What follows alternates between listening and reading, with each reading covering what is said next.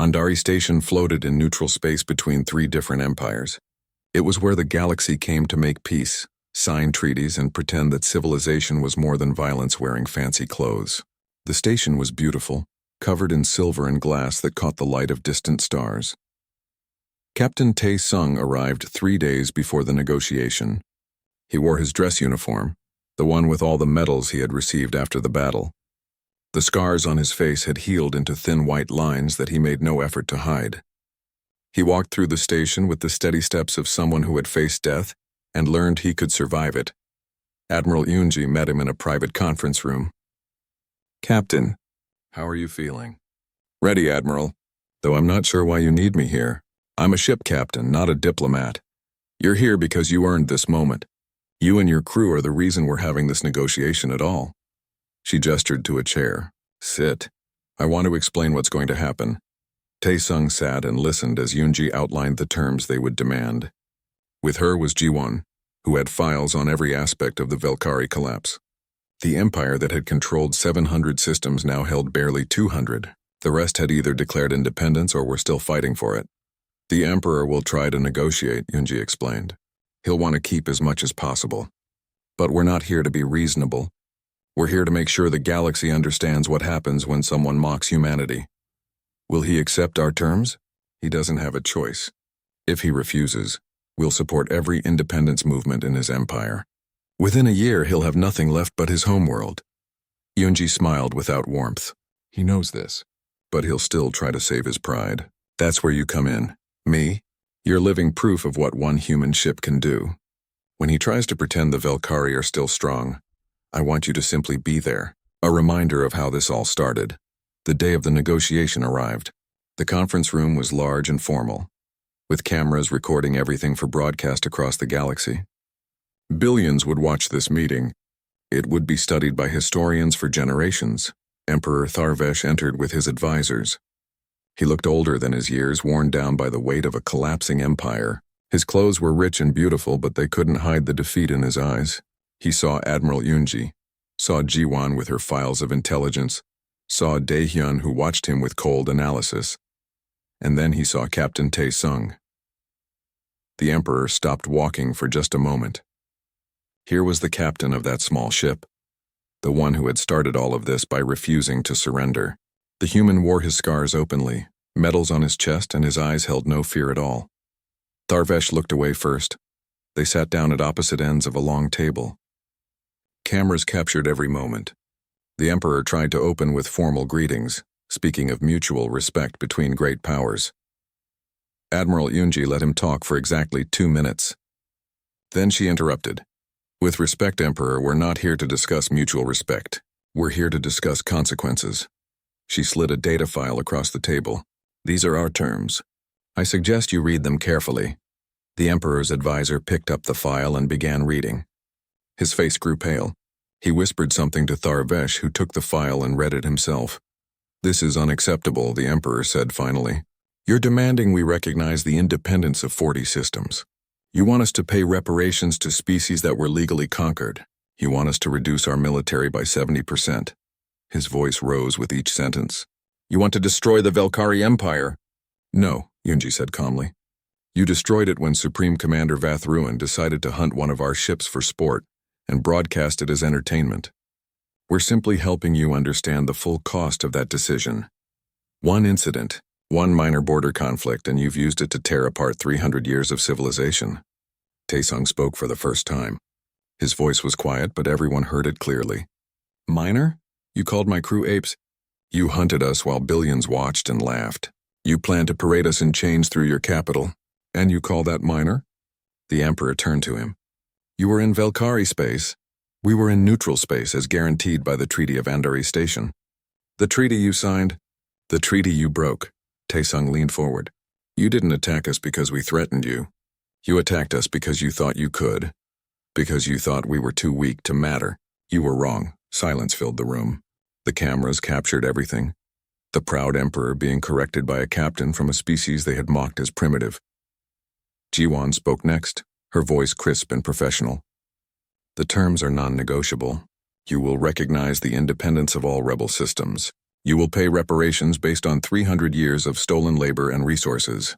You will reduce your military to defensive levels only, and you will issue a formal public apology for the attack on the Dauntless and its crew. An apology? Tharvesh looked stunned. You want me to apologize? To humans? Yes, Yunji said simply. You made that insult public. You broadcast it across your empire. The apology will be equally public. You will stand in front of the galaxy and admit that what Vathruin did was wrong, that humanity deserves respect, that the Velkari were wrong to think themselves superior. I will not humiliate my people like this. Your people humiliated themselves. We're just making sure everyone understands why your empire fell. Yunji's voice remained calm, but there was iron underneath. These are the terms. Accept them, or we will provide intelligence and material support to every independence movement in your remaining territory. Within a year, the Velkari Empire will be nothing but a footnote in history. The Emperor's advisors huddled around him, whispering urgently. They argued back and forth, but their body language told the story. They knew they had no leverage. The Empire was already broken. All that remained was to salvage what they could. Finally, Tharvesh pushed his advisors away. He looked at Yunji with something close to hatred. If I sign this, if I give you everything you want, what guarantee do we have that humanity won't come for our remaining systems? You have my word, Yunji said. We don't want your territory. We never did. We just wanted you to understand that mockery has consequences. Accept these terms, rebuild your empire on something other than conquest and slavery, and humanity will leave you in peace. And if I refuse? Then you'll learn exactly how good our intelligence network really is. Every weak point in your remaining defenses. Every corrupt official we can turn. Every rebel group that needs just a little support to succeed. We'll take apart what's left of your empire piece by piece, and we'll never fire a shot. Jiwan smiled. We're very patient, Emperor, and we have long memories. The Emperor looked down at the terms again. His hands shook slightly as he held the data file. Everything his ancestors had built, reduced to demands from a species they had called primitives just months ago. He thought about refusing. He thought about standing up and walking out, letting his empire burn rather than bow to these humans. But he was old and tired, and he could see the end clearly. Refusal meant destruction. Acceptance meant survival, even if it came with shame. I need one concession, he said quietly. The apology. I will make it, but not immediately. Give me 3 months to prepare my people. If I do this too quickly, there will be civil war among the Velkari. Many will not accept this humiliation. Yunji considered.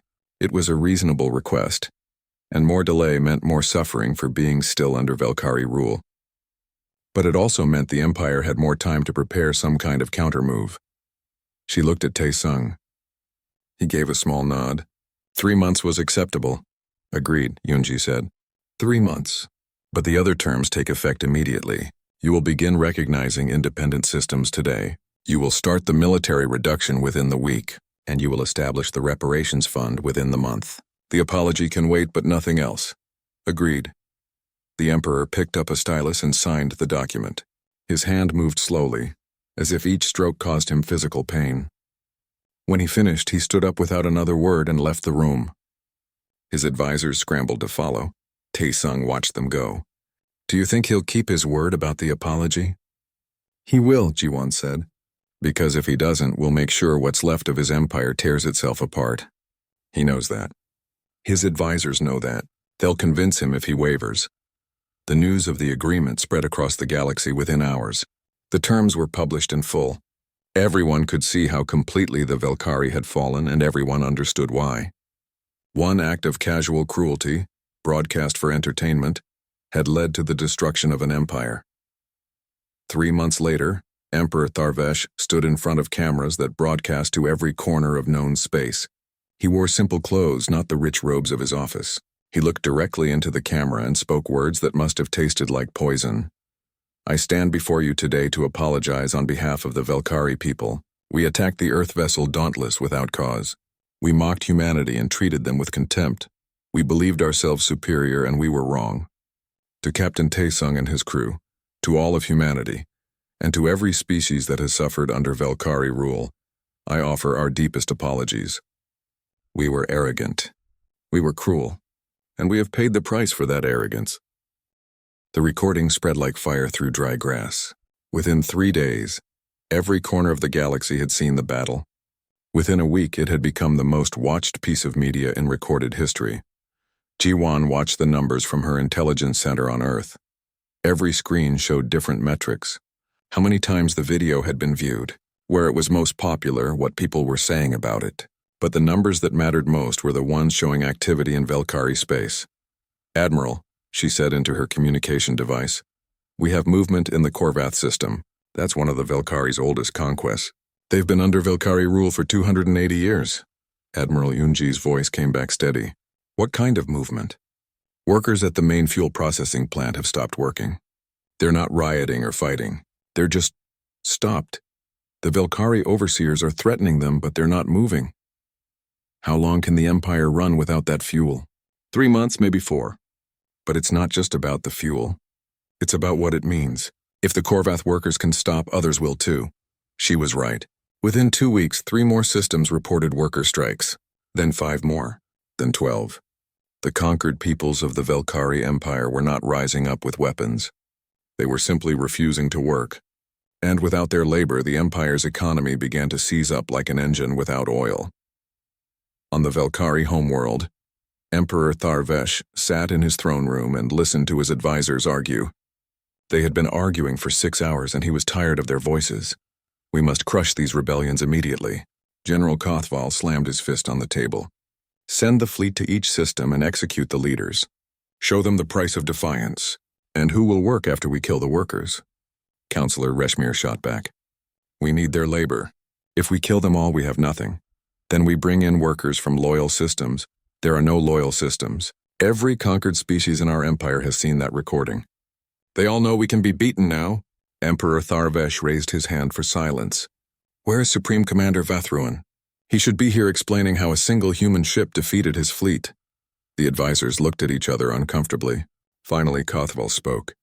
"He has retired, Your Majesty, for health reasons." "Health reasons?" The Emperor's voice was flat. "He ran from a battle and then retired." "How convenient." He stood up from his throne. "Send the fleet to the Korvath system. Not to kill the workers, but to secure the fuel production. We cannot run an empire without fuel." The orders went out. 50 Velkari warships were pulled from garrison duty across the empire and sent to secure the Korath cluster. It was the logical thing to do, the necessary thing to do. It was also exactly what Hyunwoo had been waiting for. He sat in a small cafe on a trading station, drinking something that almost tasted like coffee. To anyone watching, he looked like a tired merchant taking a break. No one noticed when he tapped a message into his communication device. The message went to 40 different agents across Velkari space. Each agent had been waiting for this moment. Each had spent years building trust with local resistance movements, providing them with information and resources. Now they delivered one simple message. The fleet is moving. They're pulling ships from your systems. This is your chance. On 17 different worlds, people who had been quietly preparing for years received the signal. They had weapons hidden away, plans drawn up, and most importantly, they had hope. They had watched the Dauntless fight and they had learned something important. The Velkari could be beaten. The rebellion started small. A Velkari administrative center on one world had its power cut. The local garrison found itself surrounded by thousands of civilians who were no longer afraid. On another world, the Planetary Defense Network suddenly turned its weapons toward the orbit station where the Velkari officials lived. Emperor Tharvesh received the reports one by one, each more desperate than the last. 3 systems in open revolt, then 8, then 15.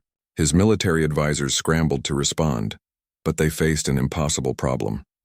Their fleet was too far away securing the fuel supply. They didn't have enough ships to put down even half the rebellions. "How did this happen?" Tharvesh demanded. "How did they organize so quickly?" No one had an answer.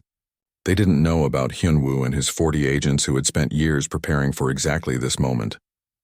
They didn't know that while they were watching the Dauntless recording and laughing, human intelligence had been mapping every resistance cell, every hidden weapon cache, every person who dreamed of freedom. The Velkari Empire began to fracture. Some military commanders refused to fire on civilian populations.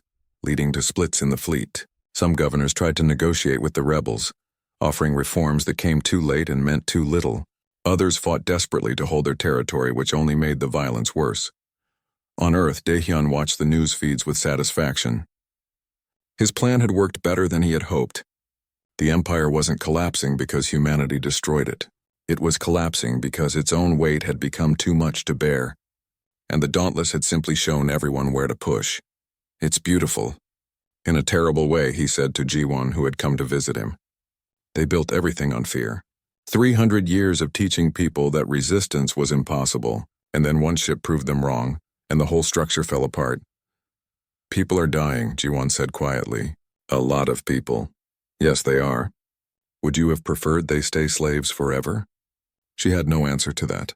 Freedom always had a price, and usually that price was paid in blood. The Velkari tried to hold their empire together. They pulled their fleets back from the Korath cluster, but by then the workers had already destroyed half the fuel processing plants.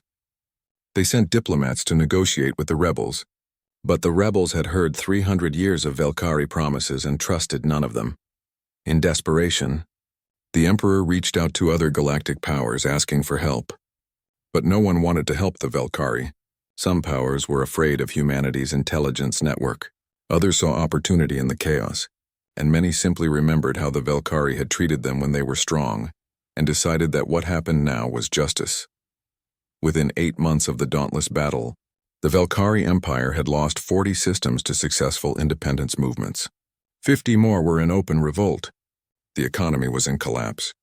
The military was fractured and demoralized. Ships were deserting, with crews refusing to fight wars they no longer believed in. Emperor Tharvesh sat in his throne room, which seemed much larger and emptier now. Most of his advisors had fled or been dismissed. The few who remained looked tired and defeated.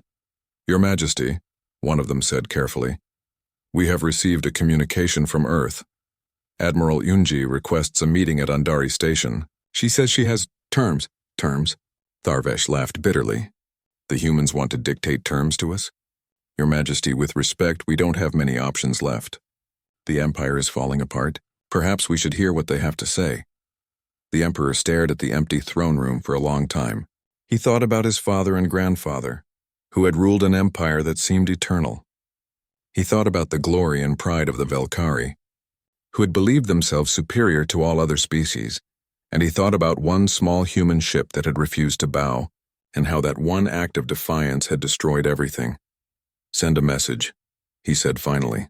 "Tell them I will meet with them. Tell them," he paused, hating every word, "tell them I am willing to discuss terms." On Earth, Admiral Yunji received the message. She called a meeting with Ji-won and Daehyun to prepare for the negotiation. "What do we ask for?" Ji-won asked. "Everything," Daehyun said simply. "They mocked us. They hunted one of our ships for sport. They broadcast it across their empire as entertainment. Now we make them pay for every second of that mockery." "We're not conquerors," Yunji said firmly. "We won't take their territory or enslave their people. That would make us like them. Then what do we want?" Ji-won pressed. Yunji thought about it. She thought about Captain Tae-sung and his crew, who had risked everything. She thought about the billions of beings who had suffered under Velkari rule for centuries. She thought about the galaxy watching to see what humanity would do with this victory. "We want justice," she said finally. "Not revenge, justice. We'll recognize the independence of the rebel systems. We'll demand reparations for the freed peoples. We'll require the Velkari to reduce their military, so they can never threaten their neighbors again. And most importantly," she smiled coldly, "we'll require a formal public apology for what they did to the Dauntless and its crew." "An apology?" Daehyun raised an eyebrow. "That's all?" "No, but it's the most important thing. Because when the Emperor of the Velkari stands in front of the galaxy and apologizes to humanity, everyone will understand what happened here. The strong do not mock the weak without consequence. Pride has a price, and arrogance can cost you an empire." The meeting at Andari Station was scheduled for 3 weeks later. Yunji began preparing, but she insisted on one addition to her negotiating team that surprised everyone. "I want Captain Tae-sung there," she said. "He and his crew earned the right to see this through to the end." The Dauntless dropped out of FTL space exactly where they said they would. Tae-sung stood on the bridge with his crew, all of them wearing their best uniforms. They looked professional and calm, but he could see the tension in their shoulders. "Contacts," June said from the navigation station. "8 ships. No, 9, wait." His voice trailed off. "Captain, it's not just a battle group. It's a hunting party." On the main screen, Velkari warships appeared one by one. Each was massive, bristling with weapons and golden armor. And in the center, larger than all the others, was the Eternal Glory. Supreme Commander Vathruin had brought enough firepower to conquer a small planet, all for one human ship. The communication channel opened. Vathruin's face appeared and he was smiling. "So the primitive apes return. I thought perhaps you had learned your lesson, but it seems humans are as stupid as they are weak. This time there will be no escape. Surrender now and I promise your deaths will be quick." Taesung took a deep breath. This was the moment everything depended on. He spoke clearly and calmly. "Come and take us." The smile vanished from Vathruin's face. "What did you say?" "I said come and take us. You called us primitives. You called us garbage. You laughed at us for sport. Now we're here. So stop talking and show us how strong the mighty Velkari really are." Behind him, Nari was doing exactly what she had been ordered to do. Every word, every image was being broadcast on every frequency they had. Not just to human space, but to neutral systems and to the Velkari holonet itself. Millions of beings across the galaxy were watching this moment. Vathruin's face twisted with rage. "Open fire! All ships. Tear them apart." The Velkari fleet opened fire. Space lit up with energy weapons and missiles. Any normal ship would have been vaporized in seconds. But Minho had spent 6 months preparing for this exact moment. "Brace!" Taesung shouted. The Dauntless didn't run. It charged directly at the Velkari flagship. Shields flared as shots hammered against them, but the shields held because they weren't standard anymore. Minho had doubled their capacity, stealing power from every non-essential system. "Sujin, fire!" Taesung commanded. The weapons officer's hands flew across her controls. The Dauntless unleashed a weapon the Velkari had never seen before. Kinetic torpedo swarms. Hundreds of small projectiles launched at incredible speeds. Too many and too fast for point defense systems designed to stop large energy weapons. The torpedoes tore into the nearest Velkari destroyer. Its shields flickered and died. Hull plates ripped apart. The ship lurched sideways, trailing atmosphere and fire. Vathruin's shocked voice came over the channel. "Impossible." "How can such a small ship?" "Because we don't give up," Taesung said simply. "June, execute pattern Delta." The navigator grinned and sent the Dauntless into a dive that no sane pilot would attempt. They plunged toward a debris field from an old battle, using the wreckage as cover. Velkari shots hit the debris instead of them, and the explosions provided even more cover. "Deploying hunter-seekers," Sujin announced. Small mines launched from the Dauntless, each one smart enough to find its own target. They scattered through the battlefield like deadly seeds. 2 more Velkari ships hit the mines and shuddered as explosions ripped through their engine sections. 3 Velkari warships crippled in the first minute of combat. The galaxy watched in shock. Vathruin screamed orders at his fleet. "Converge! All ships converge on that target! I want it destroyed now." The remaining 6 Velkari ships moved together, forming a wall of firepower that nothing could survive. The Dauntless was fast and clever, but it was still just one small ship against 6 giants. "Captain," Minho's voice came through the speaker, and he sounded tired. "I need to tell you something. I've been routing power from life support to keep the shields and weapons running. We have maybe 10 minutes of air left." "Understood," Taesung said. He looked at his crew. They were all watching him, waiting to see if he would order a retreat. He could still run. They could jump to FTL and escape with their lives and their pride intact. But that wasn't the plan. The plan required them to stand and fight until there was nothing left to fight with. "All hands, this is the captain. We knew this would be hard. We knew we might not make it home. But right now, millions of beings across the galaxy are watching us. They're watching to see if we run or if we fight. They're watching to see if the Velkari are really invincible, or if they can bleed. So I'm asking you to give me everything you have. 10 more minutes. Can you do that?" From around the ship, the crew responded. Minho in engineering, Sujin at weapons, Nari at communications, June at navigation. Every voice said the same thing. "Yes, Captain." The Dauntless stopped running. It turned to face the Velkari fleet and charged again. What happened next became legendary. Minho vented atmosphere to create sudden bursts of thrust, making the ship juke left when it should have gone right. June flew through weapons fire that should have been impossible to avoid, reading the patterns in how the Valkyrie aimed. Sujin fired their last torpedoes and then started using the ship's repair drones as improvised missiles. When their weapons ran dry, Tae-sung ordered them to ram the nearest Valkyrie destroyer.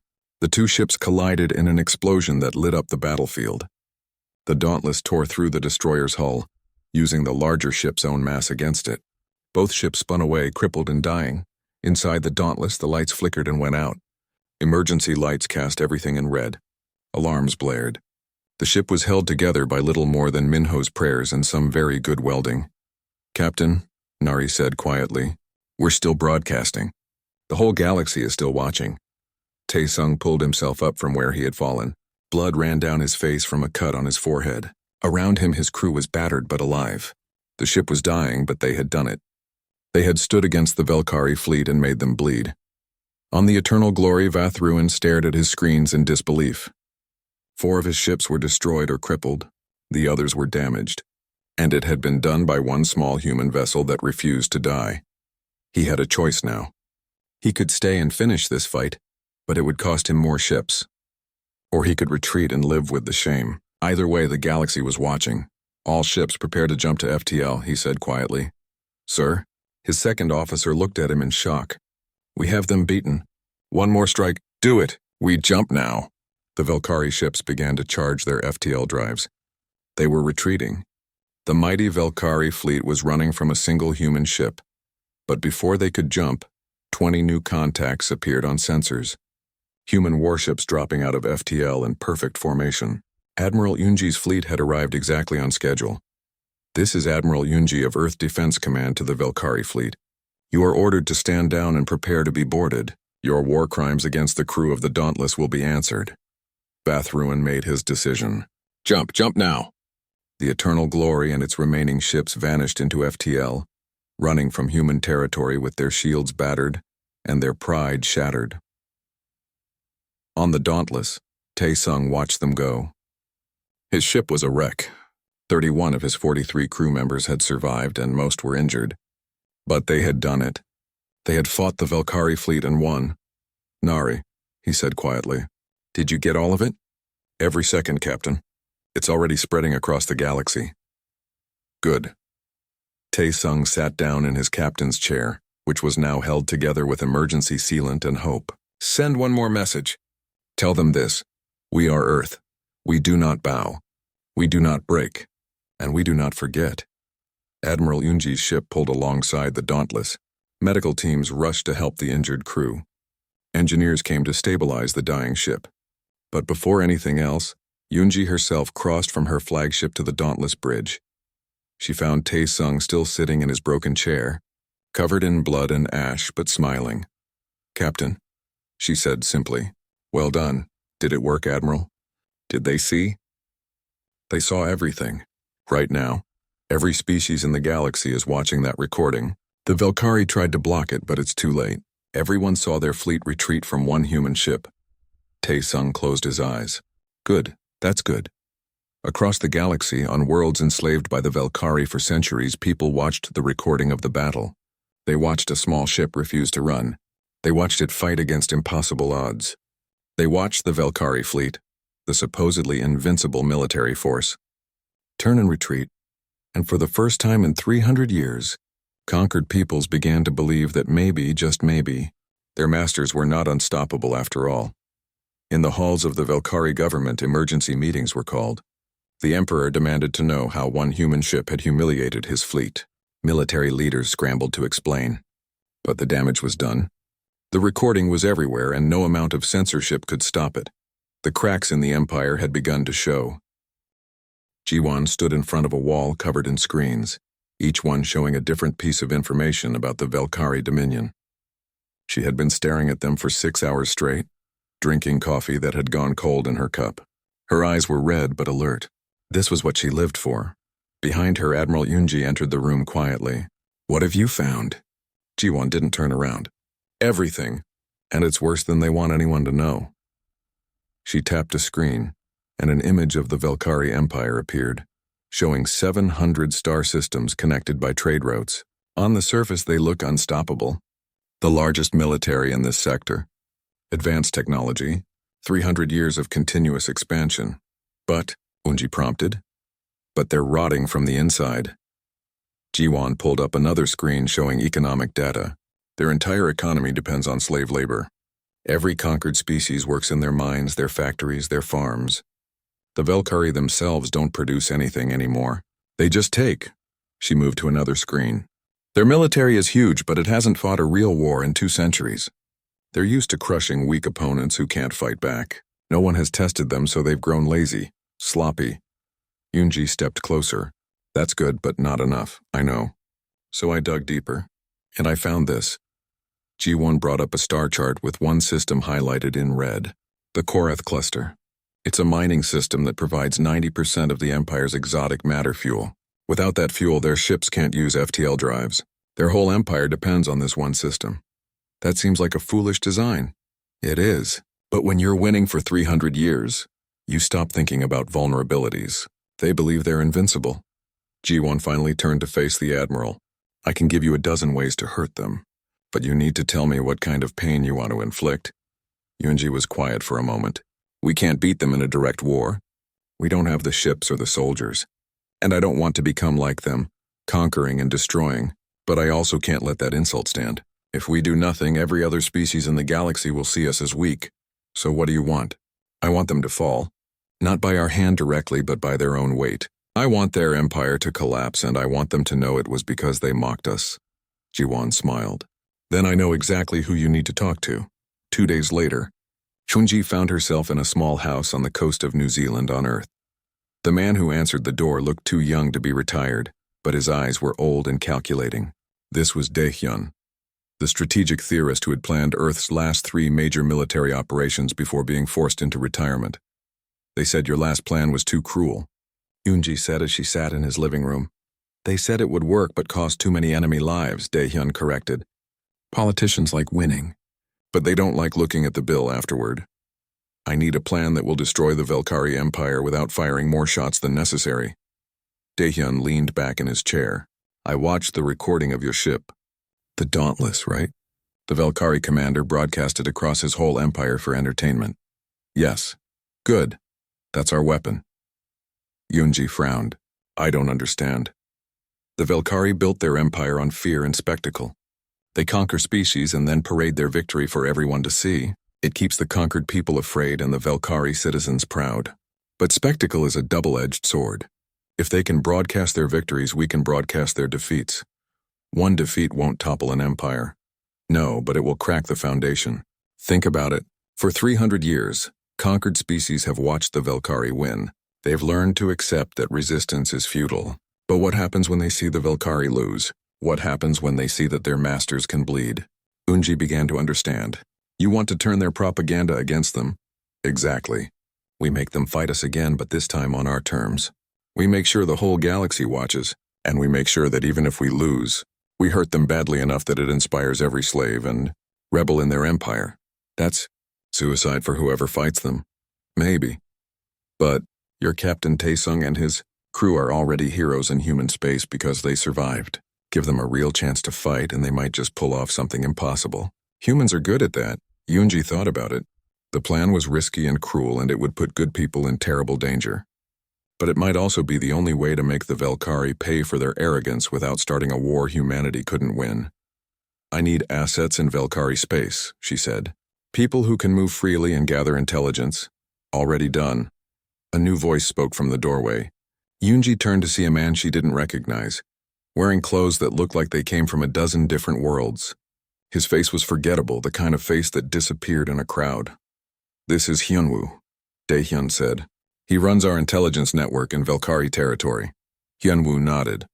I have 40 agents already in place. We've been there for 2 years, working as traders, workers, even servants in Velkari households. We're invisible to them. What have you learned? That Jiwan's assessment is correct.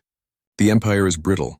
There are independence movements in at least 20 systems, but they're too scared to act. The Velkari military is spread thin because they're trying to hold 700 systems, with a force designed for 300.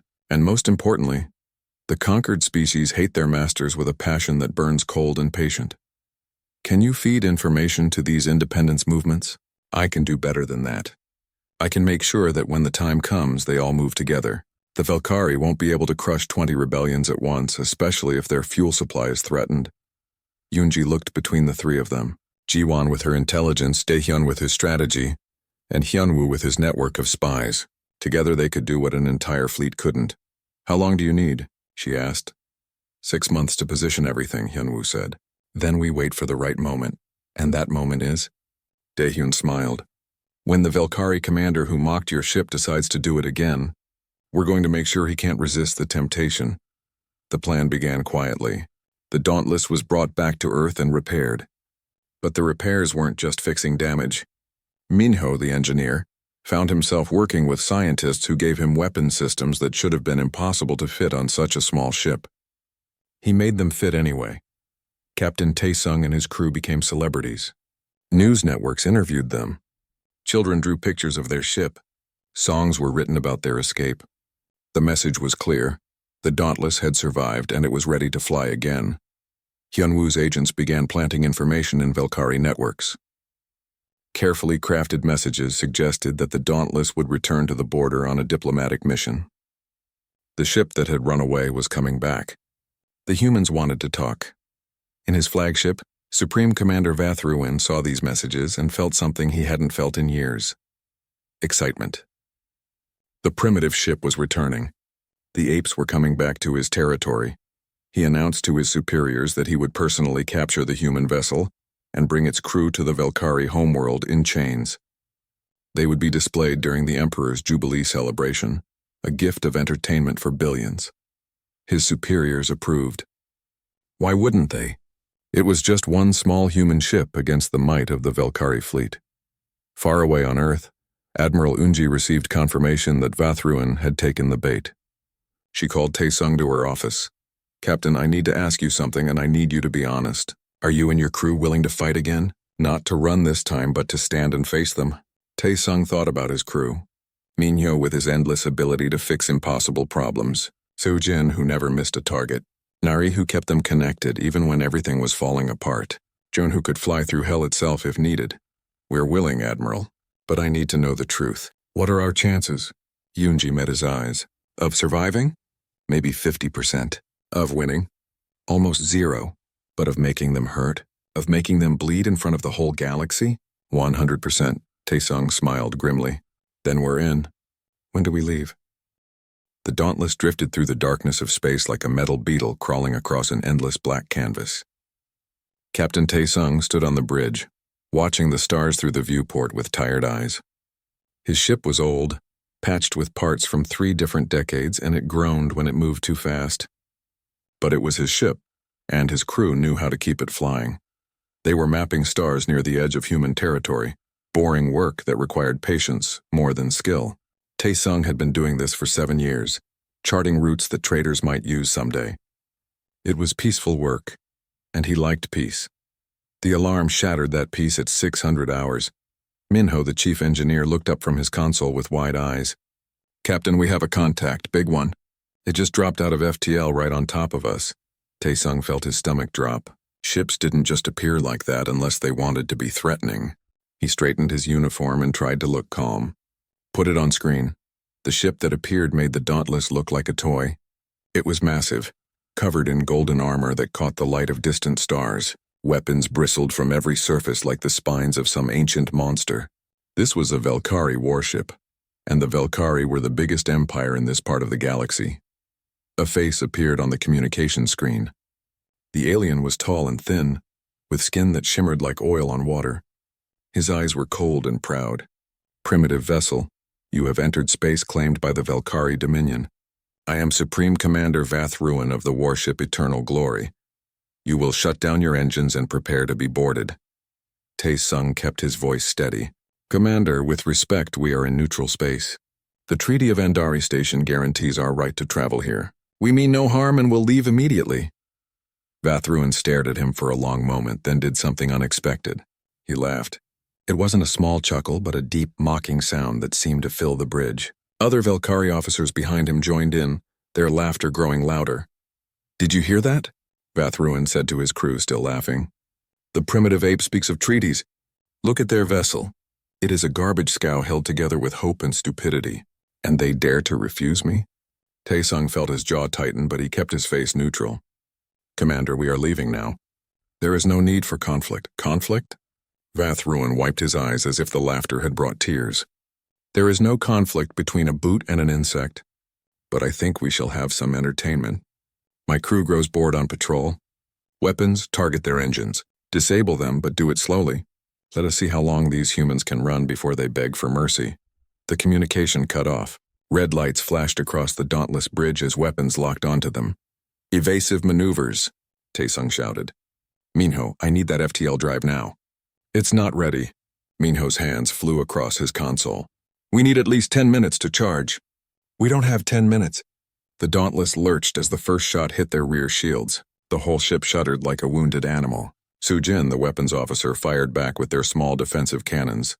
But the shots bounced off the Valkyrie ship like raindrops hitting stone. Another hit. Sparks flew from a panel near Nari's communication station. She ducked and kept working, her fingers steady despite the chaos. June, the navigator, spun the ship hard to port, dodging a missile by mere meters. They're playing with us. Those shots should have torn us apart. He was right. The Valkyrie weren't trying to destroy them quickly. They were making it last, enjoying the hunt. Minho shouted from engineering.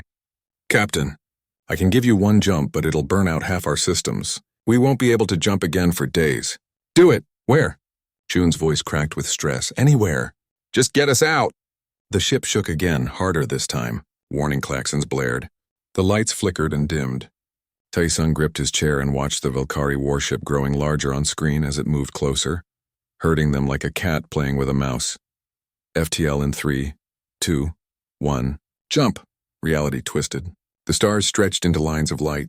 The Dauntless leaped through space like a stone skipping across water, and then they were gone. The bridge fell silent except for the sound of damaged systems clicking and sparking. Taesung looked around at his crew. They were shaken but alive. Damage report. Minho's voice came through the speaker, exhausted. FTL drive is cooked. Life support is at 60%. Weapons are offline. We're alive, but we're limping, Captain. Nari spoke quietly from her station. Captain, there's something else. The Valkyrie ship. They were broadcasting during the attack. They sent everything to their communication network. The whole Empire watched us run. Taesung closed his eyes. It wasn't enough that they had been attacked. They had been humiliated, turned into entertainment for billions of aliens who thought humans were nothing more than primitives playing at civilization. Did we record it? He asked. Yes, sir. Every second? Send it home. Send it to Earth Defense Command, to the fleet, to everyone. Let them see what happened here. The recording reached Earth 3 days later. Admiral Yoonji watched it in her office, alone. She watched the Valkyrie commander laugh. She watched him call humans apes and garbage. She watched the Dauntless run for its life while an empire jeered. She watched it 17 times without speaking. Then she picked up her communication device and made a call to naval intelligence. A woman's face appeared on the screen, sharp-eyed and serious. This was Ji-won, an analyst who specialized in finding weaknesses. Did you see it? Yoonji asked. I saw it, Ji-won replied. What do you need? Ji-won smiled, and it was not a kind smile. Time, resources, and permission to dig into everything the Valkyrie ever tried to hide. You have all 3. How long? 6 months. Maybe less, Yoonji nodded slowly. The council will want a diplomatic protest. They'll say we can't afford a war. Are we going to war, Admiral? No, Yoonji said quietly. We're going to do something worse. We're going to make them regret that they ever laughed at us. The call ended. Yoonji sat in her office and watched the recording one more time. She watched Vathruin laugh, watched him call her people apes, watched him hunt a helpless ship for sport. She began making a list of everything she would need. Ships, soldiers, intelligence, and most importantly, patience. Revenge served hot was satisfying but brief. Revenge served cold could last forever. Far away in Valkyrie space, Vathruin was being celebrated. The recording of his encounter with the human ship had become the most popular entertainment in the Empire. People watched it and laughed. They called him clever. They called him strong. No one in the Empire thought about the humans again. They were just primitives in old ships, barely worth remembering. That was their first mistake.